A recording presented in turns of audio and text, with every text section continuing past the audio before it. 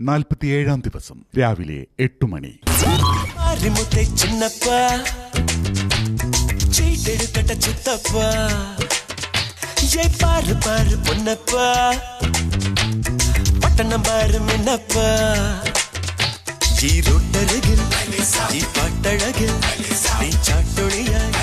പട്ടപ്പാണ്ടി മേള ചെണ്ട കൊണ്ട് ഒസലമ ഐലസ ഒസലമ ഐലസ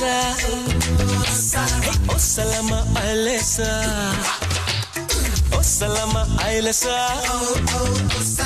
ഒസലമ ഐലസ ഒസലമ ഐലസ. സുപ്രഭാതം ബിഗ് ബോസ്, സുപ്രഭാതം. രാവിലെ 9:10. ഷാനവാസിക്കോട് സംസാരിച്ചു. അത് കഴിഞ്ഞ് പിന്നെ എന്താ അറിഞ്ഞൂടാ, പുള്ളി മിണ്ടുന്നില്ല. പക്ഷെ പുള്ളിന്റെ ആ സ്റ്റേറ്റ്മെന്റിൽ ഉറച്ചു നിൽക്കുകയാണ്. നിന്നോട് മിണ്ടുവോ അതോ ആരില്ല? മൂപ്പരോ? രണ്ടാളുണ്ടെന്നു. പുള്ളി ഭയങ്കര ടാസ്കിന്റെ ഇടയിലുള്ള എന്തൊക്കെയോ കാര്യങ്ങൾ പുള്ളി ഭയങ്കര പേഴ്സണലായിട്ട് എടുത്ത്. പിന്നെ പുള്ളി ഇന്നലെ അങ്ങനെയൊക്കെ സംസാരിച്ചിട്ട് പുള്ളി വിചാരിച്ചത് ഞങ്ങൾ രണ്ടുപേരും പുള്ളിനെ വോട്ട് ചെയ്യും എന്നാ വിചാരിച്ചേക്കുന്നെന്ന് തോന്നുന്നുണ്ട്. പക്ഷെ ജിസേലിനാണല്ലോ വോട്ട് ചെയ്യുക. അതൊക്കെ ഉണ്ടാവാൻ മതി ഉള്ളിൽ. ഒരു കൺഫ്യൂഷൻ സ്റ്റേറ്റിലാണ്. അത് അന്ന് ആദ്യം അത് പറഞ്ഞപ്പോഴേ ഞാൻ പറഞ്ഞത് സെൻസിറ്റീവ് മാറ്ററാ. 2 വർഷവും കേൾക്കാതെ ഒരിക്കലും ഇങ്ങനത്തെ കാര്യങ്ങൾ സംസാരിക്കും. ശരി, ഓളെ എടുത്ത് ചാടിയത്. രാവിലെ 10:15. ബിന്നിക്ക് ഓൾറെഡി ആ ടാസ്കിന്റെ ഇടയിൽ ഞാൻ ചൂടായിട്ട് ഞാൻ കാലിൽ കിടന്ന് ചെരുപ്പൂരിയായിരുന്നു തല്ലാമോണോട്ട്. ടാസ്കിന്റെ ഇടയിൽ ഇട്ടാ അത് നൂറിനോട് പറഞ്ഞിട്ട് എനിക്ക് സോറി പറയായിരുന്നു, അങ്ങനെയൊക്കെ പറഞ്ഞു. ടാസ്കിന്റെ ഇടയിൽ പറ്റിയ സാധനം. അപ്പൊ അക്ബറിന്റെ ആണെങ്കിലും പുള്ളി ഇന്നലെ ഞാൻ നൂറയും റെനയായിരുന്നു സംസാരിച്ചപ്പോ പുള്ളിയുടെ അടുത്ത് പുള്ളിക്ക് ജലസി ഉണ്ടോ അസൂയ ഉണ്ടോ അറിഞ്ഞു. അപ്പൊ ആ സംഗതി പുള്ളിക്ക് അത് ട്രിഗറായി. അപ്പൊ ആ ഒരു സംഗതി വെച്ചിട്ട് വെറും പിന്നെയും കൂടെ ലക്ഷ്മി ചെയ്ത പോലെ ആൾക്കാരെ കൂട്ടുന്നുണ്ടായിരുന്നു. അപ്പൊ ഇവർ രണ്ടുപേരും കൂടെ ആദിലക്കിട്ടൊരു കൊട്ട് കൊടുക്കണം എന്ന് പറഞ്ഞിട്ട് ദേ ടോക്കിംഗ് അബൌട്ട് ദിസ് ഇഷ്യൂ.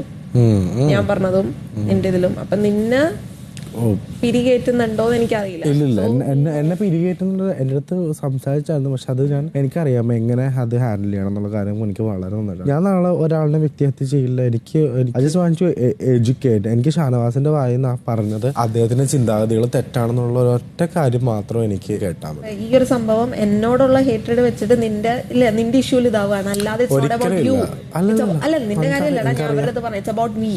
ഞാൻ അവരോട് ബിഹേവ് ചെയ്തതിന്റെ സെൻസിൽ നിന്റെ ഇഷ്യൂ എടുത്തിട്ട് അവരത് മാനിപ്പുലേറ്റ് ചെയ്തെടുക്കുന്നത്. അല്ല, നിങ്ങൾ ചിന്തിക്കുന്നത് പോലെ ഉള്ള ഒരു വ്യക്തിയല്ല ഞാൻ എന്താണെങ്കിലും ഒരാളെ വ്യക്തിഹത്യ ചെയ്യില്ല. ഇല്ല, ഞാന് ഒരു സാധനം തെളിയാതെ പറഞ്ഞതിൽ എനിക്ക് കുറ്റബോധം. അത് പറയാം. അത് തന്നെയാണ് ഞാൻ ഉദ്ദേശിക്കുന്ന പോയിന്റ്. തെറ്റ് വന്ന് തിരുത്തണോടാ. കുറഞ്ഞു പോവേ കൂടി മിസ്അണ്ടർസ്റ്റാൻഡ് ആവരുതെന്ന് എനിക്കൊരു ഇതുണ്ടാവും. ഒരിക്കലും ഇല്ല. 47-ാം ദിവസം രാവിലെ 11 മണി. Jail nomination. BB ഹോട്ടൽ ടാസ്കിൽ കുറവ് സ്റ്റാറുകൾ നേടിയ റെന, സാബുമാൻ എന്നിവരിൽ നിന്ന് നേരിട്ട് ജയിൽ നോമിനേഷനിലേക്ക് നിങ്ങൾ തിരഞ്ഞെടുത്തത് റെനയെ ആയിരുന്നു. ഇനി റെനയുടെ കൂടെ ജയിലിൽ പോവാനുള്ള രണ്ടാമത്തെ വ്യക്തിയെ തിരഞ്ഞെടുക്കാനുള്ള സമയമാണ്. ടാസ്കിലും പൊതുവായ പ്രവർത്തനങ്ങളിലും വളരെ മോശം പ്രകടനം കാഴ്ചവെച്ചുവെന്ന് നിങ്ങൾക്ക് തോന്നുന്ന ഒരാളെയാണ് എല്ലാവരും ചേർന്ന് കാരണസഹിതം തിരഞ്ഞെടുക്കേണ്ടത്. ക്യാപ്റ്റൻസി മത്സരാർത്ഥികളായ 3 പേരുടെയും പേരുകൾ പറയാൻ സാധിക്കില്ല. തുടങ്ങാം. ജനറൽ മാനേജറായിട്ടുള്ള ലക്ഷ്മിയാണ്. തൊഴിലാളികളെ നിഷ്ഠൂരം നിഷ്കരുണം തള്ളിക്കളഞ്ഞ ഒരു ജനറൽ മാനേജറായിട്ടാണ് തൊഴിലാളികൾക്കെല്ലാം തന്നെ ഫീൽ ചെയ്തത്. എനിക്ക് നോമിനേഷൻ പവർ കളഞ്ഞത് ആ പവർ ഒരിക്കലും തിരിച്ചു തരരുത് എന്ന ഗൂഢലക്ഷ്യത്തോടു കൂടെ അത് പലപ്പോഴും എനിക്ക് നേരെ പറയുന്നുണ്ടായിരുന്നു. ഒരിക്കലും നിനക്ക് അത് കിട്ടാൻ പോകുന്നില്ല, നോമിനേഷൻ പവർ തിരിച്ച് തരില്ല ഞാൻ എന്നൊരു അഡമൻ ക്യാരക്ടർ ലക്ഷ്മി എടുത്തു. ഇത്രയും നീചയായിട്ടുള്ള ഒരു മനുഷ്യനെ അല്ലെങ്കിൽ ഒരു മനുഷ്യ സ്ത്രീയെ ഞാൻ എൻ്റെ ജീവിതത്തിൽ കണ്ടിട്ടില്ല. ഒരിക്കലെങ്കിലും നിങ്ങൾ ഇതിന് പശ്ചാത്തപിക്കേണ്ടി വരും എന്ന് ഉറച്ചു വിശ്വസിച്ചുകൊണ്ട് പറയാണ് എൻ്റെ ജയിൽ നോമിനേഷൻ ലക്ഷ്മി. എൻ്റെ ജയിൽ നോമിനേഷനിൽ ഞാൻ സജസ്റ്റ് ചെയ്യുന്നത് ഷാനവാസിനെയാണ്. കാരണം ഇവിടെ ഒരു ടാസ്ക് കൊടുത്തു, ഹോട്ടൽ ടാസ്ക്. അപ്പോൾ അതിനകത്ത് മാക്സിമം എത്രത്തോളം അലമ്പാക്കാം അത്രത്തോളം അലമ്പാക്കി ഷാനവാസാണ്. ഗസ്റ്റിൻ്റെ അടുത്ത് പെരുമാറിയ രീതി ഭയങ്കര മോശമായിട്ടാണ്. അതൊരിക്കലും നമ്മൾ ഹോസ്പിറ്റാലിറ്റിയിൽ അലവ് ചെയ്യുന്നതല്ല. ഷാനവാസിനെയാണ് ചെയ്യാൻ പോകുന്നത്. ഇന്നലെ ഗസ്റ്റിനോടും കുറച്ച് റൂഡ് എന്ന് പറഞ്ഞാൽ സിനിമയിലൊക്കെ കൊള്ളാം, സീരിയലും കൊള്ളാം, പക്ഷെ ഇവിടെ ജീവിതത്തിൽ അങ്ങനെ തന്നെയാണ്. ജീവിതത്തിൽ അങ്ങനെയാണ്. അതാ ജീവിതത്തിൽ അങ്ങനെ ആകുമ്പോൾ അതിന്റേതായ കോൺസിക്വൻസസും കാണും. ഞാൻ നേരിടാൻ തയ്യാറായതുകൊണ്ടാണല്ലോ. അത് കൊള്ളാം.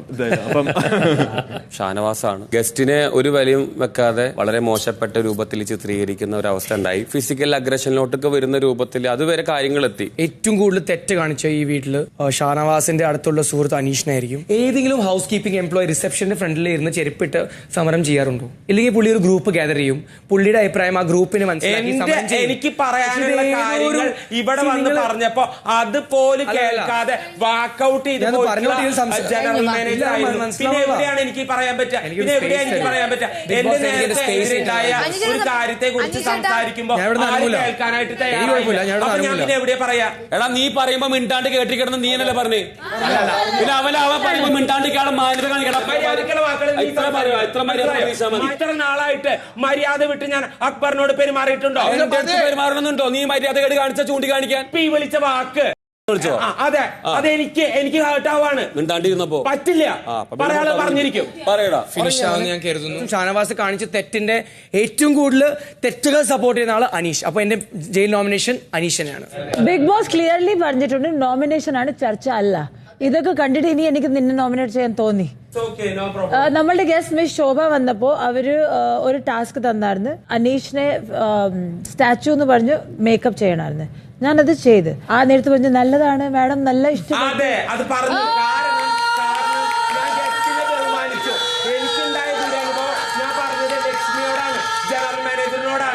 അല്ലാതെ ഞാൻ ഗസ്റ്റിനോട് പറഞ്ഞിട്ടില്ല. ഗസ്റ്റിനെ ഞാൻ ബഹുമാനിച്ചിരുന്നു. ചർച്ച അല്ല, നോമിനേഷൻ ആണ്, ചർച്ച അല്ല. ഇറങ്ങിപ്പോ ഇത് നിയന്ത്രിച്ചില്ലെങ്കിൽ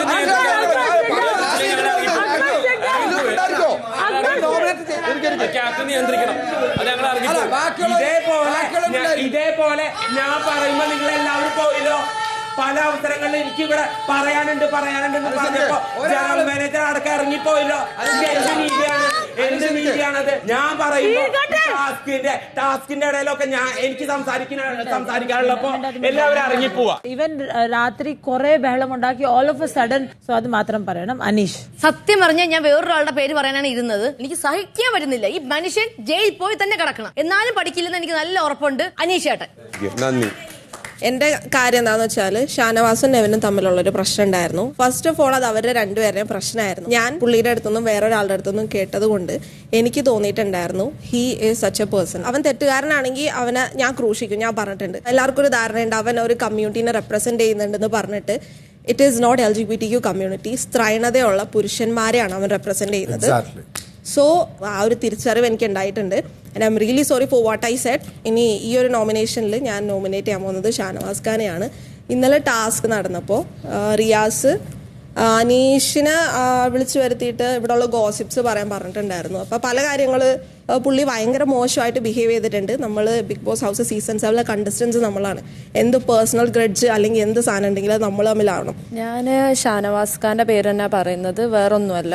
ഇപ്പോൾ ഒരു ഗസ്റ്റ് വരികയാണ്. സോ ഗസ്റ്റിന് നമ്മൾ ഭയങ്കര റെസ്പെക്റ്റോട് കൂടി ട്രീറ്റ് ചെയ്യണം. ഇന്നലെ റിയാസിനോട് തന്നെ ഈ റെസ്പെക്റ്റ് ഇല്ലാത്ത പോലെ എനിക്ക് ഫീൽ ചെയ്തു സത്യം പറഞ്ഞാൽ. അത് ഞാൻ ഷാനവാസ് ഖാനോട് തന്നെ പറഞ്ഞിട്ടുണ്ട്. ഷാനവാസ് ഖാൻ ഗെയിമിനെ ഗെയിമായി കാണാതെ ഭയങ്കര പേഴ്സണലി എടുത്ത പോലെ തോന്നി. അപ്പം അത് നല്ലൊരു പ്രവണതയായി എനിക്ക് തോന്നിയില്ല. ബാക്കി കുറെ പേര് നോമിനേറ്റ് ചെയ്ത് കഴിഞ്ഞിട്ടാണ് അതിൽ വന്ന് ഇങ്ങനെ ഒരു കാര്യം ഇവിടെ സ്പേസ് യൂസ് ചെയ്ത് ക്ലാരിഫൈ ചെയ്തത്. ഈ ഡിസ്കഷനിൽ ഷാനവാസ് വളരെ രീതിയിൽ എക്സ്പോസ് ചെയ്യപ്പെട്ടു. അതിന് ഒരു റീസൺ എന്നുള്ളത് അതിലേയും കൂടിയാണ്. അതിൽ തിരിച്ചറിഞ്ഞു, അത് വലിയൊരു കാര്യം തന്നെയാണ്.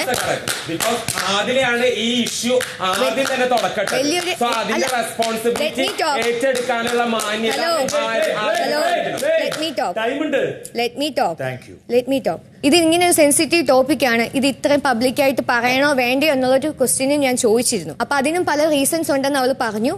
നോമിനേഷൻ ചെയ്യുന്ന സമയത്ത് ആർക്കും ഇന്ററപ്റ്റ് ചെയ്യാൻ പറ്റില്ല എന്നുള്ളത് കൊണ്ട് തന്നെ ഇവിടെ വന്നിട്ട് അതിന് മുമ്പായിട്ട് പോയി ഷാനവാസിക്ക് ഇത് പ്രൈവറ്റ്ലി വെച്ചാൽ മതിയായിരുന്നു, അത് പറയണം എന്നില്ല എന്നുള്ളൊരു കാര്യം കൂടെ പറഞ്ഞിരുന്നു. ഇവിടെ വന്ന് സംസാരിച്ചു. ഇന്ററപ്ഷൻ ചെയ്യാൻ പറ്റാത്ത ഒരു സ്പേസിൽ വന്ന് സംസാരിച്ചു. കയ്യിൽ നിന്ന് പോയെന്ന് തോന്നിയ മൊമെന്റിൽ ഒരു സോറി അല്ലെങ്കിൽ അതൊരു റിയലൈസേഷൻ വന്നു. അത് വലിയ കാര്യമാണ്, റിയലൈസേഷൻ ചെയ്യുക.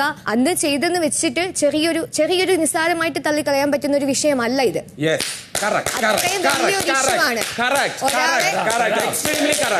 ഒരാളെ ഇത്രയും വലിയൊരു അലിഗേഷൻ ചൂണ്ടിക്കാണിക്കുമ്പം അതിൽ ആ ആളും ആളുടെ ഫാമിലി, ആളെ വരുന്ന കമ്മ്യൂണിറ്റി, മറ്റേ ആളുടെ ഫാമിലി എല്ലാം റെലവെന്റ് ആയിട്ട് എല്ലാവരെയും ബാധിക്കുന്ന ഒരു കാര്യമാണ്. അത് എന്തുകൊണ്ടാണ് മുൻകൈ എടുത്ത് ഇവിടെ വന്ന് നിന്ന് പറഞ്ഞെന്നുള്ളത് എനിക്ക് ഇപ്പോഴും വലിയ ക്ലാരിറ്റി ഇല്ല. ചിലപ്പോൾ ഷാനവാസൊക്കെ പറഞ്ഞത് വിശ്വസിച്ചു എന്നുള്ള ഒരു ഒറ്റ കാരണം കൊണ്ടാണെന്നുണ്ടെങ്കിൽ അതിന്റെ ജസ്റ്റിഫിക്കേഷൻ അർഹിക്കുന്നില്ല എന്ന് തന്നെ ഞാൻ പറയും ഒരു കണ്ടസ്റ്റന്റ് എന്നുള്ള നിലയിൽ. അതേപോലെ ഞാൻ കുത്തിത്തിരിപ്പ് ഉണ്ടാക്കുന്നു എന്നുള്ള ഒരു പേര് എനിക്ക് വീണ് കിട്ടിയത് കൊണ്ട് എനിക്ക് തോന്നുന്നു ഈ കാര്യത്തിൽ നീയാണ് ഏറ്റവും വലിയ കുത്തിത്തിരിപ്പ് ഇവിടെ ഉണ്ടാക്കിയിരിക്കുന്നത്.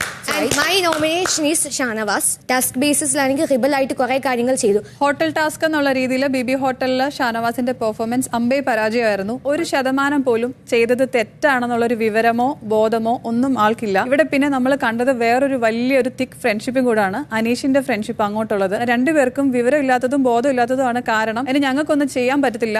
നോമിനേഷൻ ചെയ്യുന്ന ഷാനവാസിനെ.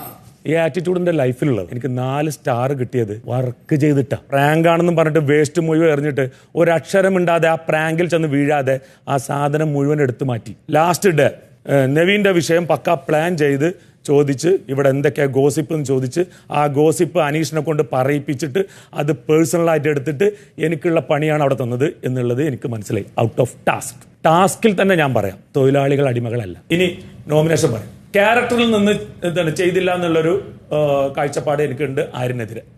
ആര്യൻ പല പ്രാവശ്യവും ക്യാരക്ടർ വിട്ട് ഇവിടെ പെരുമാറി എന്നുള്ളത് ഉണ്ട്. അതുകൊണ്ട് ആര്യൻ. എൻ്റെ ജയിൽ നോമിനേഷൻ അനുമോളാണ്.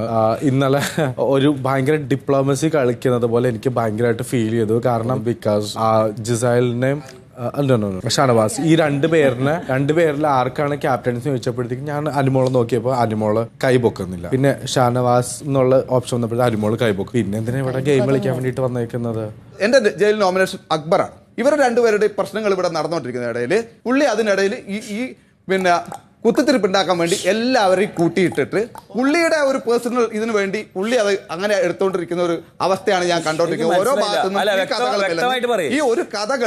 ഈ കഥ മാറ്റി മറച്ച് മെനഞ്ഞ് ഓരോരുത്തരിലേക്കും എത്തിച്ചിട്ട് ഈ പറയുന്ന അക്ബർ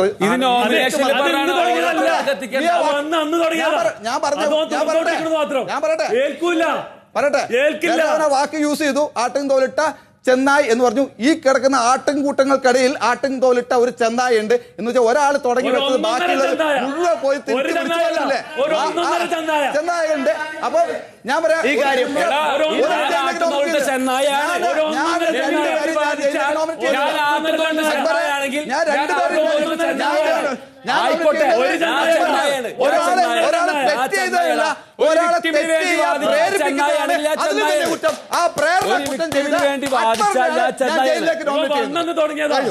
ശ്രദ്ധിക്കുക. ടാസ്കിലൂടെ തിരഞ്ഞെടുക്കപ്പെട്ട റെനയ്ക്കൊപ്പം ജയിലിൽ പോകാനായി ഇപ്പോൾ തിരഞ്ഞെടുക്കപ്പെട്ടത് 9 വോട്ടുകളോടെ ഷാനവാസ്. ജയിൽ നോമിനേഷൻ അവസാനിച്ചിരിക്കുന്നു. എല്ലാവർക്കും പിരിഞ്ഞു പോകാം. ഞാൻ നെവിനോട് കുറച്ച് ദിവസങ്ങളായിട്ട് സംസാരിച്ചുകൊണ്ടിരിക്കുന്ന ഒരു മാറ്റർ ആയിരുന്നു. കാരണം എനിക്ക് പേഴ്സണലി ഗിൽറ്റി ആയി. നോമിനേഷനിൽ ഇവിടെ പറഞ്ഞില്ലെങ്കിൽ ഞാനിത് ഉള്ളിൽ പറഞ്ഞേനെ.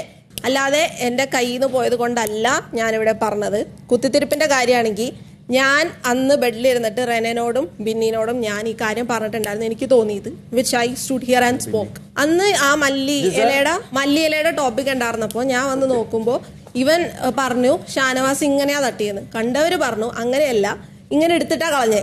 അപ്പൊ തട്ടിപ്പോയതാണ് ബൈ മിസ്റ്റേക്ക് എന്ന് പറഞ്ഞ ആൾക്കാരുണ്ടായിരുന്നു. അപ്പൊ അത് പറഞ്ഞതുകൊണ്ട് ഞാൻ വിചാരിച്ചു പുള്ളി തെറ്റ് ചെയ്തിട്ടില്ലാന്ന്. അപ്പൊ ഞാനും ഇവനോട് തട്ടിക്കേറി ഞാൻ ചൂടായിട്ട് നീ എന്തുന്നാ കാണിക്കുന്നത് പറഞ്ഞിട്ട് ഞാനും ദേഷ്യപ്പെട്ടു. അപ്പൊ ഇവൻ എന്നോട് പെങ്ങളൂട്ടിക്കാർ എടുക്കണ്ട, വെള്ള പൂശണ്ടെന്ന് പറഞ്ഞു. അതില് എനിക്ക് ട്രിഗർ ആയിട്ട് എനിക്ക് ദേഷ്യം വന്നിട്ട് ഞാൻ പറഞ്ഞു നിന്റെ പോലെ വൃത്തികെട്ട കാർഡ് ഞാൻ എടുക്കുന്നില്ല എന്ന് ഞാൻ പറഞ്ഞു. അത് പറഞ്ഞുകൊണ്ട് നീ എന്റെ വെക്കിട്ട് വന്ന് കയറിയായിരുന്നു. എന്താണ് പറയാൻ പറഞ്ഞിട്ട് ഞാൻ നിന്നോട് പറഞ്ഞു എന്താന്ന്. ഇല്ല, കാരണം ഇത് എന്റെ ടോപ്പിക് അല്ല സംസാരിക്കാനായിട്ട്. ഞാൻ പുള്ളിനോട് ഞാൻ ഇവിടെ നിന്നിട്ട് പോയിരുന്നു. ഞാൻ പുള്ളിനോട് പെർമിഷൻ ചോദിച്ചിരുന്നു. ഇത് ഇപ്പൊ എന്റെ വായിൽ നിന്ന് ഇങ്ങനെ വൃത്തിയായിട്ട് കാർഡിന്ന് വന്നു പോയി. പിന്നെ അത് അക്കൗണ്ടബിലിറ്റി എടുക്കേണ്ടത് എന്റെ ഉത്തരവാദിത്വമാണ്. അതിനെപ്പറ്റി പറഞ്ഞില്ലെങ്കിൽ ലാസ്റ്റ് ഞാൻ എന്തോ സംഭവം വെച്ചിട്ട് പറയുന്ന പോലെ വരും. എന്നോട് ചോദിക്കും. അപ്പൊ ഞാനിങ്ങനെ എണീച്ചെന്ന് എനിക്ക് മിണ്ടാതിരിക്കാൻ പറ്റില്ല. അപ്പൊ ഞാൻ പറഞ്ഞോട്ടെ ? ഇത് ചോദിച്ച് പുള്ളിയുടെ അടുത്ത് നിന്ന് പെർമിഷൻ എടുത്തിട്ടാണ് ഞാൻ ഇവിടെ വന്ന് പറഞ്ഞത്. അല്ലാതെ ഇത് ഞാൻ പറഞ്ഞത് കൊണ്ട് ഷാനവാസ് പറഞ്ഞതല്ല. പുള്ളിക്ക് അവിടെ വെച്ചിട്ട് ഇല്ലടി പറയണ്ട, ഇത് എന്റെ പേഴ്സണൽ കാര്യമാണ്, എനിക്ക് അവന്റെ ഇമേജ് കളയണമെന്നില്ല.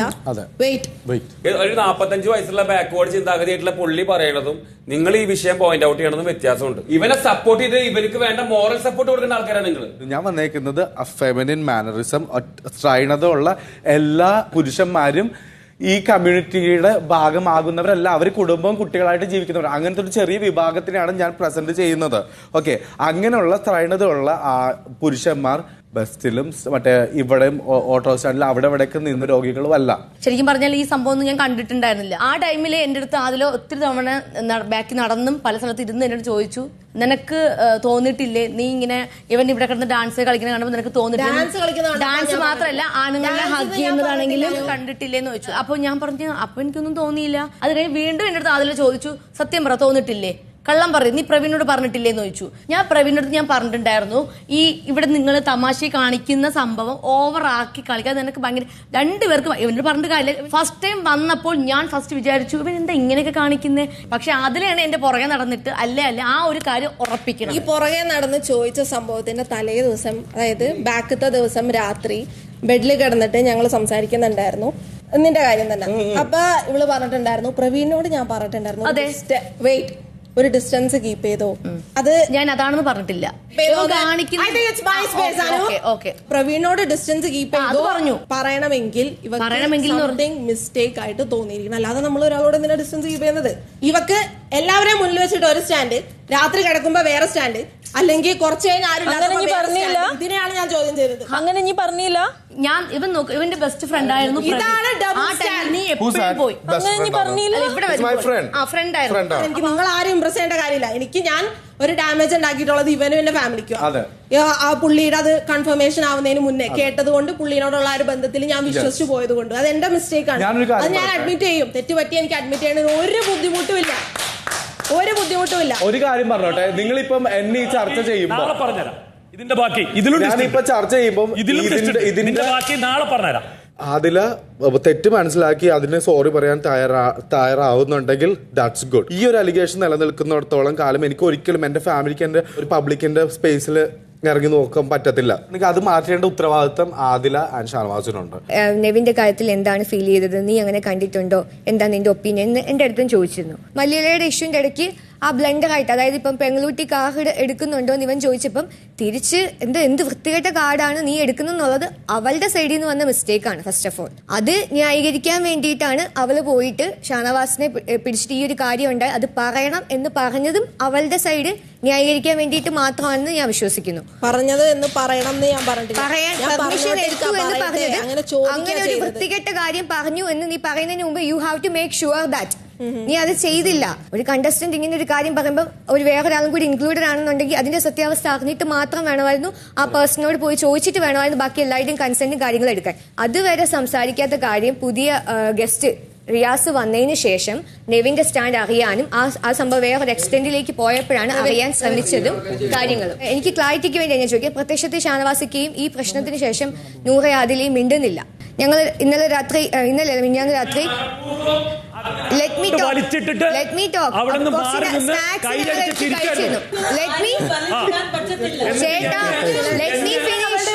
എനിക്ക് ഇതിന് ക്ലാരിറ്റി കിട്ടാൻ വേണ്ടിയിട്ടാണ് ഞാൻ ചോദിക്കുന്നത്. ഷാനവാസിക്ക എനിക്ക് ക്ലാരിറ്റി കിട്ടാൻ വേണ്ടിയിട്ടാണ് ചോദിക്കുന്നത്. രണ്ടുപേരുടെ ഭാഗത്തുനിന്ന് വേണം. കളിച്ചിട്ടതല്ല, നിങ്ങൾ തന്നെ വന്നത്.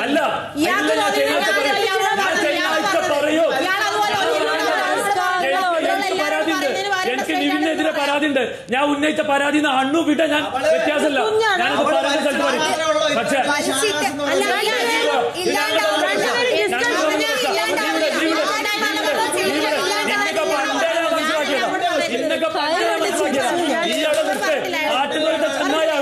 വളരെ സിമ്പിൾ ആയിട്ട് പറയാം. എനിക്ക് തോന്നുന്നു ഒരു ചെറിയ രീതിയിൽ പറഞ്ഞു, ഞങ്ങൾ ആദ്യത്തെ ദിവസം തൊട്ട് സിഗരറ്റ് വലിക്കുന്ന ആൾക്കാരാണ്. അഭിലാഷ് ഓക്കെ, ഞങ്ങളിപ്പോ ഫ്രണ്ട്സ് തമ്മിൽ ചെയ്തുകൊണ്ട് ഇതൊരിക്കലും വേറെ രീതിയിൽ കാണേണ്ട ആവശ്യമില്ല. എന്റെ കാര്യം പറയട്ടെ, ഞാനൊരു അലിഗേഷൻ വെക്കാണ്, ഇയാൾ എന്നെ പിടിച്ചു, അത് തെളിയിക്കുന്നത് വരെ ഷാനവാസ് കുറ്റക്കാരൻ. ഞാൻ പറയട്ടെ, നെവിൻ ഇത്രയും നേരം നെവിനോട് എനിക്ക് ഒരു സോഫ്റ്റ് കോർണർ ഉണ്ടായിരുന്നു.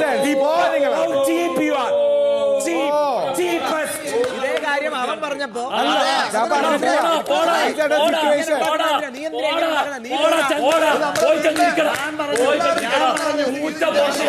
ഗെയിമിന്റെ നീ എനിക്കെതിരെ നിൽക്കുവോ? നീ എനിക്കെതിരെ നിൽക്കുവോ? ഈ സബ്ജക്റ്റിൽ എന്ന് പറഞ്ഞത് ഞാൻ ഇവനെതിരെ നിൽക്കണം. ഇനി കൂടെ നിന്നിട്ട് ചെവി തിന്നുണ്ടെങ്കിൽ അക്ബറെ ശ്രദ്ധിച്ചോ. പാലും വെള്ളത്തിലിട്ടു നിൽക്കുന്നുണ്ടോ? ചങ്ങായിക്കളെ ചങ്ങായിക്കള്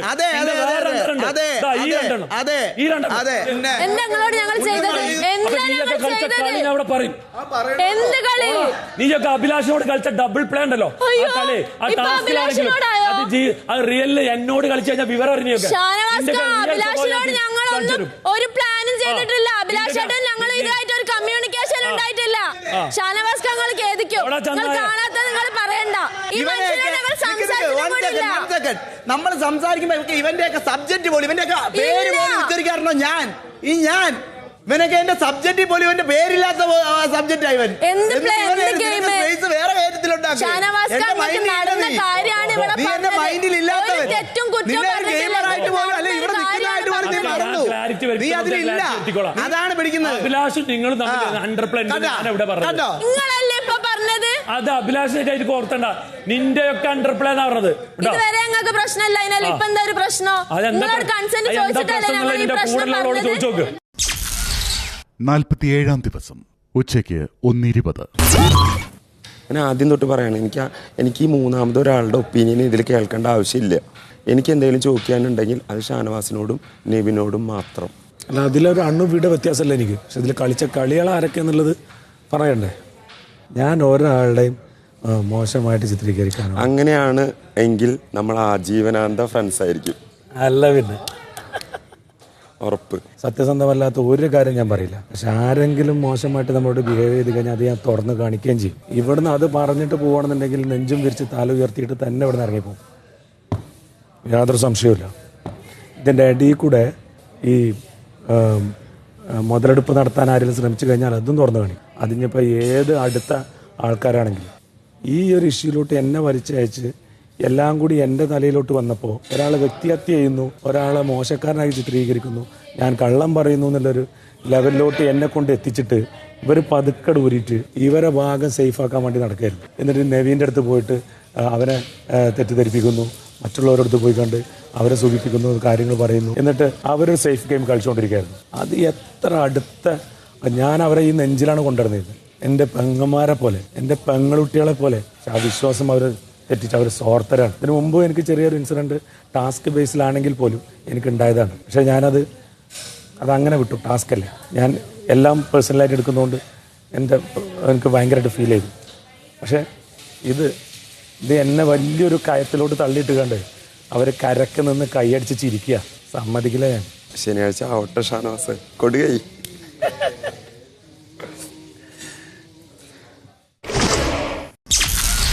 ഉച്ചയ്ക്ക് 1:30.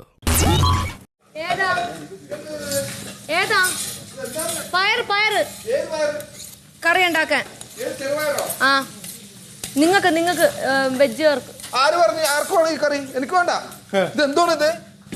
ഞാൻ പറഞ്ഞു ആക്കി തരാം. വെജ് ഉണ്ടാക്കുന്നത് നമുക്ക് മാറ്റിയാൽ മതി. ഞാൻ ഉണ്ടാക്കുന്നതിന്റെ ഞാൻ കൈയെടുത്താൽ വന്നോ ഞങ്ങളില്ലേ ചേട്ടാ കിച്ചൺ ടീം. അപ്പൊ ഞങ്ങൾ ഇന്നലെ ഇതുപോലെ കണ്ടിട്ട് അങ്ങനെ പറയരുത്. എനിക്ക് വേണ്ട. കഴിക്കാനവര് കഴിച്ചോട്ടെ. എന്നോട് പറഞ്ഞു ഞാൻ ഇങ്ങനെയല്ല ഉണ്ടാക്കാൻ ഉദ്ദേശിച്ചത്. ഇത് നോക്കിയേ, എടുക്കോ നീ? ഈ പയർ കണ്ട ചെറുപയർ ഇങ്ങനെ നശിപ്പിച്ചു വെച്ചിരിക്കുന്നത് ഇവിടെ ഉണ്ടാക്കി വെച്ചിരിക്കുന്നു. പയർ ഞാൻ നശിപ്പിക്കാൻ അല്ലാതെ വേറെ ഒന്നും ഇട്ടിട്ടില്ല. പുള്ളിക്കാരൻ സ്വന്തമായിട്ട് കുക്ക് ചെയ്യണം. ഇവിടെ കിടന്ന് കുക്ക് ചെയ്യാൻ വേണ്ടിയാണ് പുള്ളി ഇങ്ങോട്ട് വന്നത്. ഞാൻ ഹെൽപ്പ് ചെയ്യണുള്ളൂ. അല്ല, ഞങ്ങള് കുക്ക് ചെയ്തോളാം കേട്ടോ. കുക്ക് ചെയ്ത് തരാം. ഞങ്ങള് കുക്ക് ചെയ്ത് എനിക്ക് ബുദ്ധിമുട്ടുണ്ട്. കഴിക്കണ്ട. ഇതുവരെ ഞാൻ പറഞ്ഞത് ഒരു മാനസികമായിട്ടുള്ള ഒരു കാര്യമാണ്.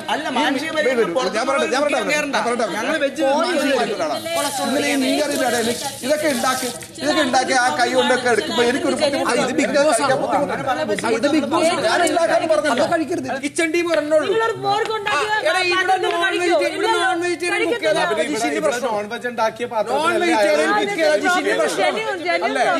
ആള് സെപ്പറേറ്റ് കുക്ക് ചെയ്യണം. അപ്പൊ അനുമോള് നോൺ വെജിറ്റേറിയൻ കുക്ക് ചെയ്ത ആ കൈ കൊണ്ട് ഇയാൾക്കായി കൊടുക്കരുത്. അങ്ങനെ പ്രശ്നമൊക്കെ ബിഗ് ബോസ് കൊണ്ടുവരാൻ നോൺ വെജ് ഉണ്ടാക്കുന്ന വ്യക്തി തന്നെ പാടില്ലാതെ പറയാൻ പാടില്ല. കിച്ചൺ ടീം തന്നെ ഉണ്ടാക്കും. വേണ്ടടോ, ഇല്ലെങ്കിൽ വേണ്ട. നമ്മളെ പട്ടിണി നടത്താനുള്ള പരിപാടിയാണെന്ന് മനസ്സിലായി. നിങ്ങൾ പട്ടിണി നടത്ത് ചേട്ടാ. അങ്ങനത്തെ ആ തവിയല്ല, അത് വേറെ തവിയാണ്. അവര് അതൊക്കെ നോക്കിയിട്ടാണ് ഉണ്ടാക്കണത്. ഇല്ല, വേണ്ടേ. വിശ്വാസക്കുറവെന്തിനാണ്? എനിക്ക് വിശ്വാസം കുറവാണ്. വിശ്വാസം ഇല്ലടോ. അവരുണ്ടാക്കിയ മീൻകറി മാറ്റി വെച്ചു. ആ സ്റ്റൗവിൽ വേറെ ഒന്നുമില്ല. ഇപ്പൊ വെജാണ് ഉണ്ടാക്കുന്നത്. എനിക്ക് തൃപ്തികരമല്ലാത്ത ഭക്ഷണം ഞാൻ കഴിക്കില്ല. അതാണ് പറഞ്ഞത്, ഇയാൾക്ക് തൃപ്തികരമല്ലാത്ത ഭക്ഷണം. ഇവരിപ്പോ എല്ലാം മാറ്റി വെച്ചു. ഇപ്പൊ വെജ് മാത്രമാണ് കുക്ക് ചെയ്യണത്. ആ തവിയെടുത്ത് ഇപ്പുറത്തിടില്ല എന്ന് ആര് കണ്ടു? അത് ചേട്ടൻ വന്ന് നോക്കിക്കോ. ചേട്ടാ, ആ തവി മാറ്റുന്നുണ്ടോ നോക്കിക്കോ. എനിക്ക് ഉണ്ടായിക്കൂടത്. വേറൊരാൾ വന്നിട്ട് നിങ്ങൾ കുക്ക് ചെയ്യുന്ന കണ്ടിട്ട് നാളെ ഉറപ്പാണ് നിങ്ങൾക്ക് അത് ഇല്ലാന്ന് പറയാൻ പറ്റുമോ? ഈ വീട്ടിൽ ഇതുവരെ ആരും കുക്ക് ചെയ്യാത്തതല്ല അഭിലാഷ്. ഇയാളുടെ പ്രശ്നം ഇതൊന്നുമല്ല. ഇയാൾക്ക് എല്ലാ കിച്ചൺ ടീമിൽ കയറി റോൾ വെട്ടണം. ഇയാൾ വന്നിട്ട് ഇയാൾ കുക്ക് ചെയ്യും. ഇയാൾ എന്താ ഉണ്ടാക്കണം? ബാക്കിയുള്ളവർ കുക്ക് ചെയ്യണം. ഇയാൾക്ക് ഇഷ്ടമല്ല. എന്താ തീരുമാനം? എന്താ ഞാൻ കഴിക്കില്ല. നമ്മൾ ഉണ്ടാക്കി തരും, നീയൊക്കെ നക്ക് എന്നുള്ള വർത്തമാനം പറയണ്ട. അങ്ങനെ ആരും പറഞ്ഞില്ലല്ലോ. അതന്നെയാണ്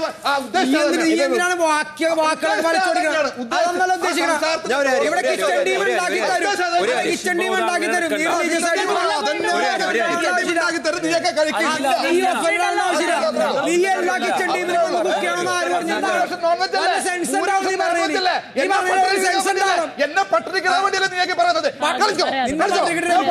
ഇതെന്റെ ബിഗ് ബോസിനുള്ള റേഷനാണ്. ഭക്ഷണത്തിന്റെ മോളെ കളിക്കരുത്. കഴിക്കാം. അല്ല, എനിക്കും വേണ്ട. You be with me. നീ ആളെ കൂട്ടർ എന്തിനാടാ? എനിക്ക് വേണ്ട. വേണ്ടേ? അതാണ് പ്രശ്നം. വേണ്ട. അവളിപ്പം നിങ്ങൾ ഉണ്ടാക്കിയ മീൻകറിയുടെയും ഇതിന്റെയും ചട്ടുകോ വെച്ചിട്ട് വെക്കണില്ല. എനിക്ക് വേണ്ട. ഉച്ചയ്ക്ക് 2:20. നിങ്ങൾക്കുള്ള ഫുഡ് റെഡി ആയിട്ടുണ്ട്. ഇപ്പൊ കഴിക്കുന്നുണ്ടോ? ഫുഡ് റെഡി ആയിട്ടുണ്ട്. നോൺ വെജ് കുക്കിംഗ് തുടങ്ങിയിട്ടില്ല. ഫുഡ് വേണോ? ജിഷിൻ നോൺ വെജ് തുടങ്ങിയിട്ടില്ല. ഫുഡ് റെഡിയാണ്. ജിഷിന് വേണ്ട ഫുഡും ജിസേലിന് വേണ്ട ഫുഡും റെഡിയാണ്. മീൻകറി ഉണ്ടാക്കാതെ വെജ് ഉണ്ടാക്കി മീനൊക്കെ മുറിച്ച കൈ കൊണ്ടല്ലേ ആക്കിയത്? വേണ്ട. മീൻ എടുക്കാൻ പോലും പോയിട്ടില്ല. വേണ്ട. വാശി എനിക്കുണ്ട്.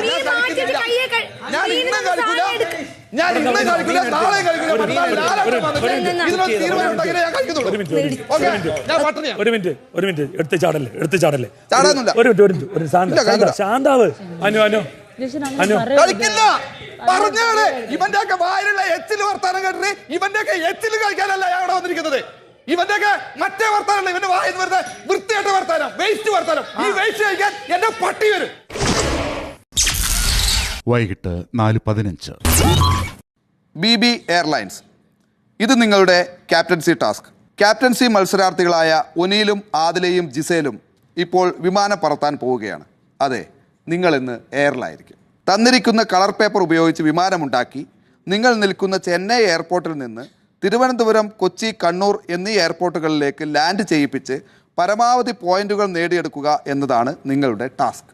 ഗാർഡൻ ഏരിയയിൽ പൈലറ്റുമാരുടെ പേരുകളുള്ള 3 പോഡിയങ്ങളും പോഡിയങ്ങളിലായി 3 പേർക്കും ഓരോ കളറിലുള്ള പേപ്പറുകളും ഉണ്ടാവും. ഈ പേപ്പർ ഉപയോഗിച്ച് വിമാനമുണ്ടാക്കി സ്റ്റാർട്ടിംഗ് ലൈനിൽ വന്നു നിന്ന് വിമാനം പറത്തി ഏതെങ്കിലും ഒരു എയർപോർട്ടിൽ ലാൻഡ് ചെയ്യിക്കുക. ചെന്നൈയിൽ നിന്ന് ഈ 3 എയർപോർട്ടുകളിലേക്കുമുള്ള ദൂരമനുസരിച്ചാണ് ഓരോ ലാൻഡിങ്ങിനും പോയിന്റുകൾ നൽകുന്നത്. അതായത് തിരുവനന്തപുരം എയർപോർട്ടിൽ ലാൻഡ് ചെയ്താൽ 5 പോയിന്റും, കൊച്ചി എയർപോർട്ടിൽ ലാൻഡ് ചെയ്താൽ 3 പോയിന്റും, കണ്ണൂർ എയർപോർട്ടിൽ ലാൻഡ് ചെയ്താൽ 1 പോയിന്റുമാണ് ലഭിക്കുക. ബസർ ടു ബസർ സമയത്തിനുള്ളിൽ ഏത് പൈലറ്റാണോ കൂടുതൽ പോയിന്റുകൾ നേടി സ്കോർ ബോർഡിൽ ആദ്യം എത്തുന്നത് ആ വ്യക്തിയായിരിക്കും ടാസ്കിലെ വിജയിയും ഈ വീടിൻ്റെ അടുത്ത ക്യാപ്റ്റനും. Good luck Bigg Boss. 47-ാം ദിവസം വൈകിട്ട് 4:30.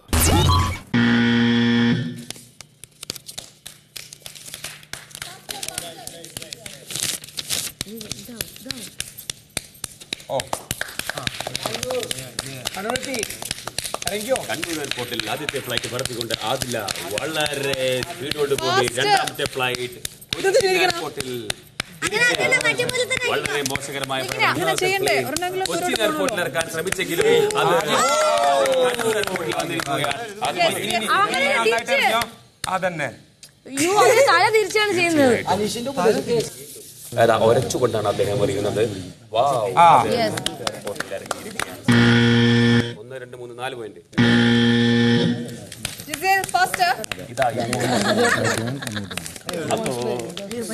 അയ്യോ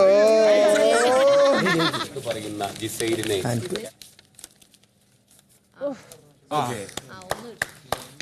ബിഗ് ബോസ് വരെ എന്റെ കമന്റ് വളരെ നല്ല രീതിയിൽ ശ്രദ്ധിക്കുന്നുണ്ടെന്നായിരുന്നു എനിക്ക്. തീർച്ചയായിട്ടും ജിസൈലിന്റെ ഫ്ലൈറ്റ് അത് 1000 കോമഡി പോലെയാണ്. എവിടെയും എത്താത്ത ഒരു ഫ്ലൈറ്റാണ് ജിസൈൽ പറത്തിക്കൊണ്ടിരിക്കുന്നത്. തീർച്ചയായിട്ടും കണ്ണൂർ എയർപോർട്ടാണ് ജിസൈലിന്റെ ഉന്നമെങ്കിലും അത് കണ്ണൂരിന്റെ പരിസരത്തെത്തുമോ? തീർച്ചയായിട്ടും വളരെ വിദഗ്ധമായി ആ ഫ്ലൈറ്റ്, അത് ഫ്ലൈറ്റ് അല്ല, അതൊരു സ്കൂട്ടർ ആയിരുന്നു. Bigg Boss 1 point. ഈ ഒരൊറ്റ ഫ്ലൈറ്റ് കൊണ്ട് കണ്ണൂർ എയർപോർട്ടിന് തീർച്ചയായും 3 പോയിന്റുമായി മുന്നിൽ ആദ്യത്തെ ഒരു ഫീമെയിൽ ക്യാപ്റ്റൻ ഇവിടെ വരണ്ട, ഒരു വുമൺ ക്യാപ്റ്റൻ ഇവിടെ വരണ്ട എന്ന് പറഞ്ഞുകൊണ്ട് തീർച്ചയായിട്ടും അങ്ങനെ തിരുവനന്തപുരം അഭിനന്ദനങ്ങൾ. അതിവിദഗ്ധമായി വിമാനം പറപ്പിച്ച് ഒനിയിൽ ഈ വീടിന്റെ അടുത്ത പൈലറ്റ് ആയിരിക്കുന്നു. അഭിനന്ദനങ്ങൾ.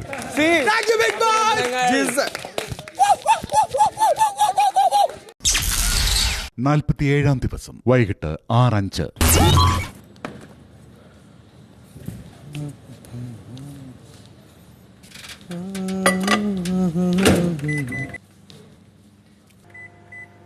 ആരുടെ അടുത്ത് ചോദിക്കണം? നിങ്ങളുടെ അടുത്ത് പെർമിഷൻ ചോദിക്കേണ്ട ആവശ്യമുണ്ടോ? വേണ്ടല്ലോ. അല്ല, പെർമിഷൻ ചോദിക്കേണ്ട ആവശ്യമുണ്ടോ? എന്തിന്? ക്യാപ്റ്റനോടൊക്കെ ചോദിക്കണം, കിച്ചൺ ക്യാപ്റ്റനൊക്കെ ചോദിക്കണം. ഒരു സാധനം എക്സ്ട്രാ ഉണ്ടാക്കുമ്പോൾ കിച്ചൺ ക്യാപ്റ്റൻ്റെ അടുത്തല്ലേ ചോദിക്കേണ്ടത്? അത് ഞാൻ ചോദിച്ചിട്ടുണ്ട്. ഓക്കെ, ചോദിച്ചിട്ടില്ലെങ്കിൽ മാത്രം നിങ്ങൾ അതിൻ്റെ അടുത്ത് വന്നിട്ട് പറയൂ കേട്ടോ. ഞാൻ ചോദിക്കാം.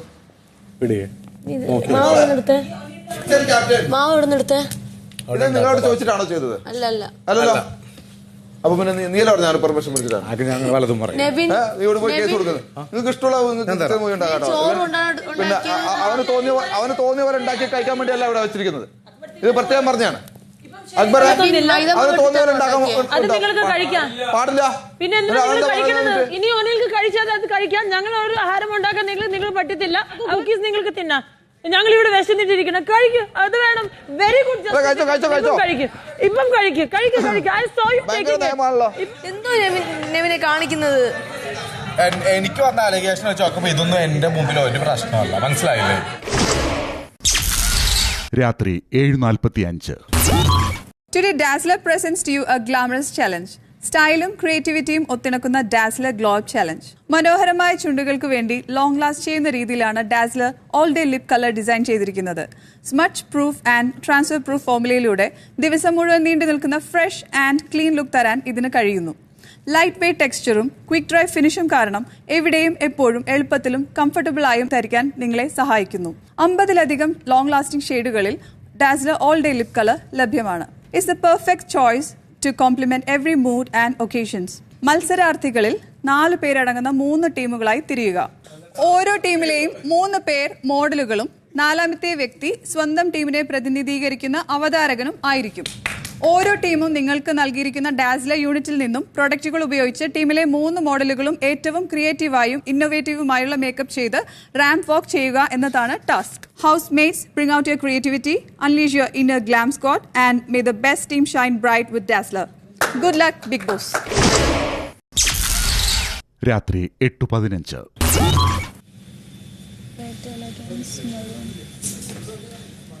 സ്മച്ച് പ്രൂഫ് ആണ്.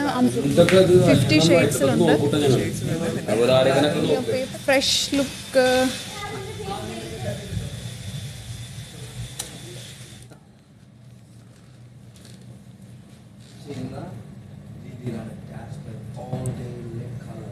പേപ്പർ തരൂ.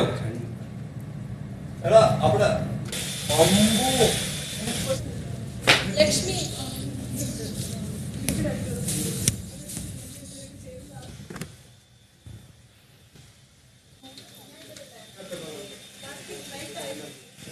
ഇതെന്തുകൊണ്ടാ ബ്ലെൻഡ് ചെയ്യാ? തരാം. More than that, നീ ഹൈലി കോൺഫിഡന്റ് ആയിട്ട് ലുക്ക് ലൈക്ക് ഒരു ചെയ്യേണ്ടത് ഇതിന്റെ വീഡിയോ പ്രസന്റേഷൻ എന്നുള്ള രീതിയിൽ അങ്ങനെ ചെയ്യണമല്ലേ? അങ്ങനെ ചെയ്തു. അതിനകത്തെ കാര്യം ഇരിക്കുന്നത് നിനക്കത് ഓൾറെഡി ഉണ്ട്. എനിക്കത് ഉണ്ട്. അപ്പൊ നിനക്ക് അത് ഇവിടെ എടുത്താൽ മതി. പെർസോൺ എടുത്താൽ മതി. രാത്രി 8:45. Ladies and gents, boys and girls, this is FC Boy in the house. ഇന്ന് നമ്മുടെ ഡാസ്ലർ ഗ്ലോ അപ്പ് ചാലഞ്ചിന് team A is here to slay. Nevin ഇന്ന് ഇവിടെ റാമ്പിൽ കൊണ്ടുവന്നിരിക്കുന്നത് ഡാസ്ലറിന്റെ ലിപ് കളറായ smudge proof and non transferable ആയിട്ടുള്ള ഒരു ലൈറ്റ് ഷെയ്ഡാണ്. ഇതിന്റെ പേര് റെംബ്രാൻഡ് എന്നാണ്, ക്ലാസിക് ലിപ് കളർ. നമ്മുടെ അനുമോൾ വന്നിരിക്കുന്നത് വെർമിലിയൻ എന്ന് പറയുന്ന റെഡ് ഷെയ്ഡിലുള്ള ലിപ് കളറായിട്ടാണ്. It last long and it's quick drying as well. Geetha ഗോവിന്ദത്തിലെ നായിക മിസ് ബെനി സെബാസ്റ്റ്യൻ ഇന്ന് വന്നിരിക്കുന്നത് റെഡ് എർത്ത് എന്ന് പറയുന്ന lip കളറായിട്ടാണ്.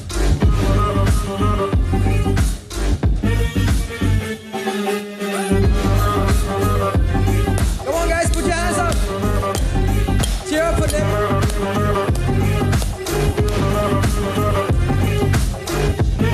The girl next door, Malayali പ്രേക്ഷകരുടെ സ്വന്തം, പ്ലാച്ചിയുടെ സ്വന്തം Anumol from Trivandrum. In her smart casuals, Bini Sebastian is here to slay. ഏഷ്യാനെറ്റിന്റെ സ്വന്തം പ്രിയ നായിക Gita ഗോവിന്ദത്തിലെ Bini Sebastian. Grow up and embrace the elegance with Dazzler. എല്ലാവർക്കും നമസ്കാരം. Welcome to Eterna fashion show hosted by Dazzler Eterna by അവതാരകൻ സാബു മാൻ.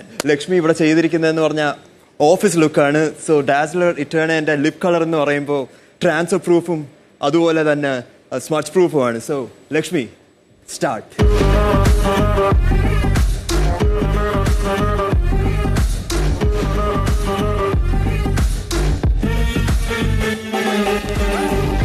Next up, Noora rocking with the party outfit.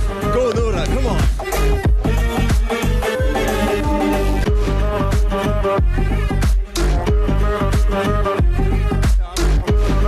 Let me introduce you to Jishin, നമ്മുടെ ഏഷ്യാനെറ്റിന്റെ സ്വന്തം villain.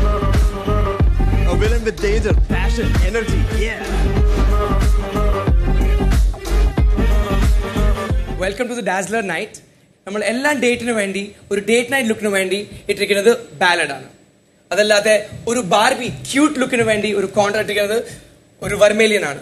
ഏറ്റവും most important event or party look നമ്മൾ ഇട്ടിരിക്കുന്നത് കോവിയാണ്. So I hereby welcome our 3 models on stage.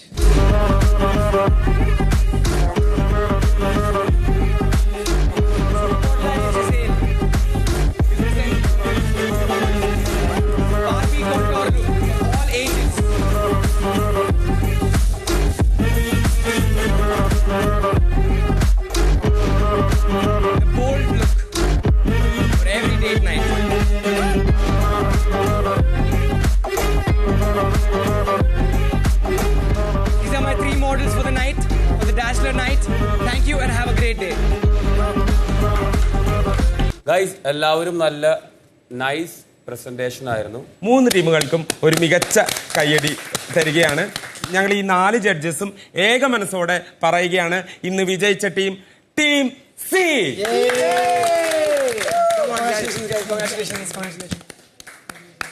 ഇത് dazzler glow up ചലഞ്ചിൽ വിജയിച്ച ടീമിനുള്ള സ്നേഹ സമ്മാനം.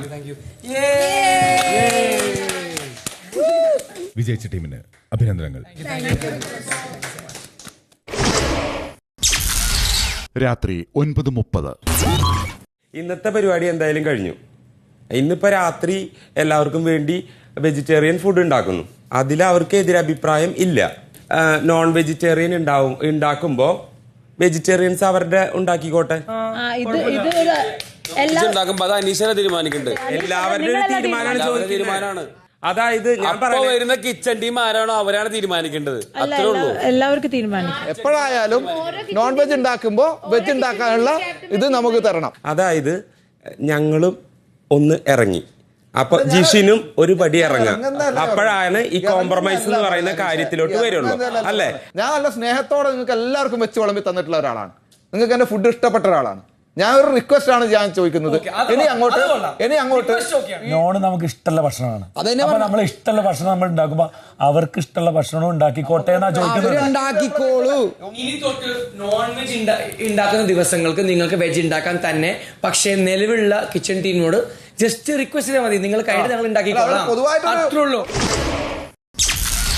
രാത്രി 9:50. നിശ്ചിത സമയത്തേക്ക് ഈ വീടിന്റെ സെക്യൂരിറ്റി ഓഫീസറായി ആര് മാറണം എന്ന ചോദ്യത്തിന് ജിയോ ഹോട്ട്സ്റ്റാർ ഫാൻസോൺ വഴി പ്രേക്ഷകർ നൽകിയ ഉത്തരം ആദില. വീടിന്റെ സെക്യൂരിറ്റി ഓഫീസറായി മാറുക. രാത്രി 10:45. ഇവിടുത്തെ സെക്യൂരിറ്റി ഒക്കെ എന്താ പറയാ, സെക്യൂരിറ്റി ചെക്കും എല്ലാം ഭയങ്കര മോശമാണ്. കുറെ കളവൊക്കെ പോയിട്ടുണ്ടെന്ന് ഞാൻ കേട്ടിട്ടുണ്ട് മുന്നേ. കളവ് എന്റെ ഹൃദയം കവരുന്ന കുറച്ച് ആള് ഉണ്ട് ഇവിടെ. ആരാണത്? ആളുടെ പേര് ഞാൻ പറയില്ല, വേണമെങ്കിൽ തുപ്പി കാണിക്കാം. നിങ്ങളിപ്പോ എത്ര വർഷമായി ഇവിടെ സെക്യൂരിറ്റി പണി? ഞാനിപ്പോ 50 ദിവസമായിട്ടുള്ളൂ. 50 ദിവസമായിട്ടുള്ളൂ? ഓ വാ. കല്യാണം കഴിഞ്ഞാണോ? ഇല്ല, എന്റെ കല്യാണം കഴിഞ്ഞിട്ടില്ല. ഞാൻ കമ്മിറ്റഡാ. നിങ്ങള് ആരുമായിട്ട് കമ്മിറ്റഡ്? നിങ്ങളുടെ പാർട്ട്ണറിന്റെ പേര്? എന്റെ പാർട്ട്ണറിന്റെ പേരൊന്നും ഞാൻ പറയൂല. വീട്ടിൽ കയറ്റാൻ പറ്റുന്ന ആൾക്കാരാണോ? വീട്ടിലൊക്കെ കയറ്റാൻ പറ്റും. She have A good personality, loving character. പക്ഷേ ഇത്ര നല്ലൊരാളുണ്ടായിട്ട് നിങ്ങൾ ഈ ഹോട്ടലിൽ ഭയങ്കര സാഡ് ആയിട്ടിരിക്കുന്നുണ്ടല്ലോ ഇന്ന്. എനിക്ക് ഇവിടുത്തെ ആൾക്കാരുടെ അടുത്തുനിന്ന് കുറച്ച് ഇമോഷണൽ എക്സ്പീരിയൻസസ് ഉണ്ടായിട്ടുണ്ട്. എന്നെ പറ്റി കുറ്റം പറയുകയും ചതിയത്തിയാണ്, ഒന്നിനും കൊള്ളൂല, യക്ഷിയാണ്, അങ്ങനെയൊക്കെ കുറേ പറഞ്ഞ് വിശ്വസിക്കാൻ കൊള്ളൂല, ബാക്ക് ബൈറ്റ് ചെയ്യുന്നൊക്കെ. പക്ഷെ ഞാനങ്ങനെ ഒന്നും ചെയ്തിട്ടില്ല. 47-ാം ദിവസം അർദ്ധരാത്രി 12:25.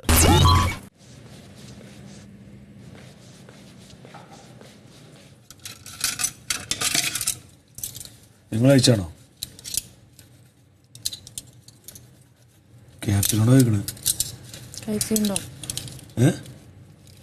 അതുപോലെ ചോദിക്കണ്ടല്ലോ. അത് എന്റെ ഡ്യൂട്ടിയാണോ അത് ചോദിച്ചത്? ഓക്കെ.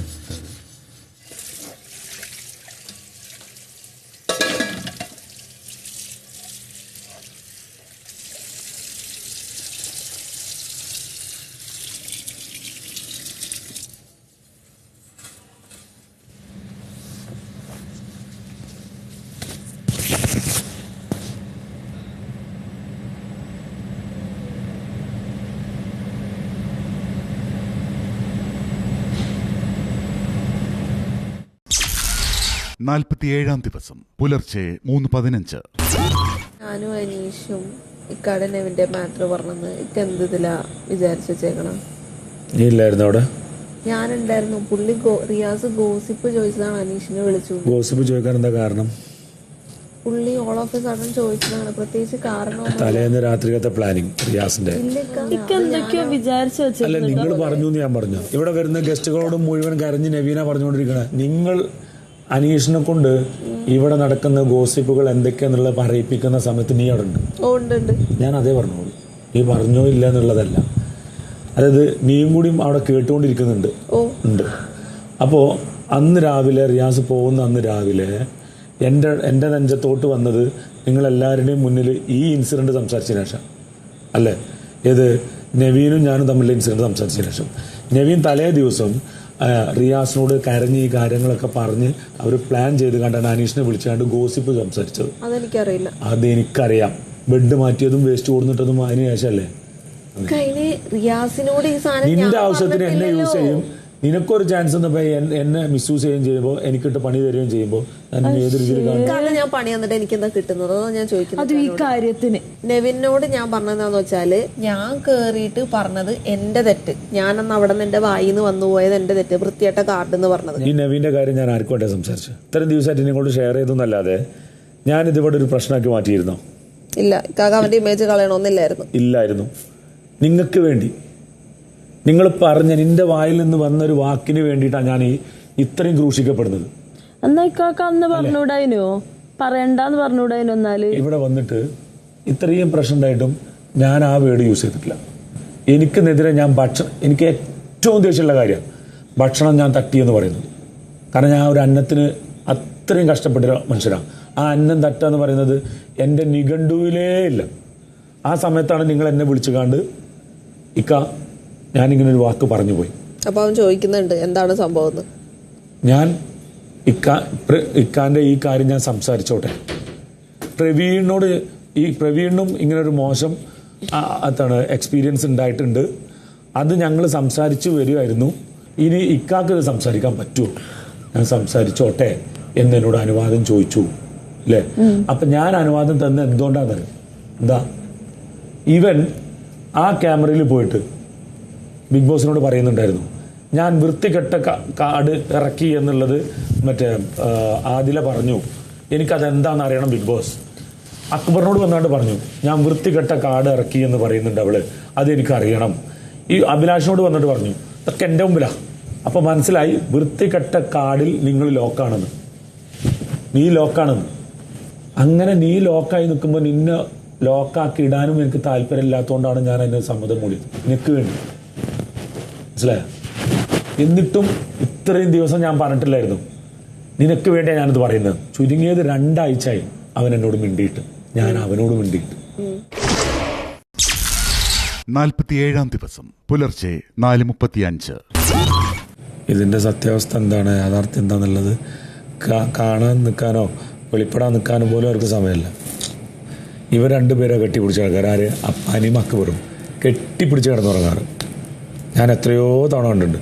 അവർക്കെതിരെ ഞാൻ എന്തെങ്കിലും പറഞ്ഞിട്ടുണ്ടോ? ഇല്ല. അവനോട് എത്രയോ പ്രാവശ്യം ഞാൻ പറഞ്ഞിട്ടുണ്ട് എനിക്കിത് ഇഷ്ടമല്ല, കൈയെടുക്കുക. ഒരു പ്രാവശ്യമല്ല, 10ഓ 15ഓ പ്രാവശ്യം. നിങ്ങളത് ബെഡ് മാറ്റി കിടത്തിയപ്പോ എന്നോട് പറഞ്ഞിരിക്കുന്നു, അന്ന് എന്നോട് പറഞ്ഞിരിക്കുന്നത്. അക്ബർ എന്ന് പറഞ്ഞ ചന്നായ ഒരു സാധനം കിട്ടിയാൽ തെറ്റിദ്ധരിപ്പിക്കാനും വളച്ചൊടിക്കാനാണ് അവൻ ശ്രമിച്ചത്. വിട്ട് കളയരുത്. ഇല്ല, തിരിച്ചു വന്നതിന് ശേഷമാണ് എന്റെ ബെഡിലോട്ട് വന്നത്. ശരിയാ, ഓക്കെ. അതാണ് എനിക്ക് ഏറ്റവും വലിയ പ്രശ്നം. ഇപ്പൊ ക്ലിയർ ആയി. ഇത് തെളിച്ച് പറയണം കേട്ടാ. അല്ല, അയാളെടുത്തുനിന്ന് ഇനി അങ്ങനത്തെ ഒരു എക്സ്പീരിയൻസ് ഇനി ആർക്കും ഉണ്ടാവാൻ പാടില്ല. ഇതുപോലെ ആരോടെങ്കിലും അവിടെ ബിഹേവ് ചെയ്യണ്ടോ? ഇല്ല എന്നൊക്കെയാ പറയുന്നത്. ഇല്ല, അതെന്നോട് മാത്രം. അപ്പൊ എന്റെ അനുഭവമാണത്. നിങ്ങൾ കുറച്ച് പറയുമ്പോ അവിടെ തെറ്റിദ്ധരിക്കാൻ ചാൻസ് ഉണ്ട്. ഫുള്ളായിട്ട് പറയണം. ശരിയാക്കാം.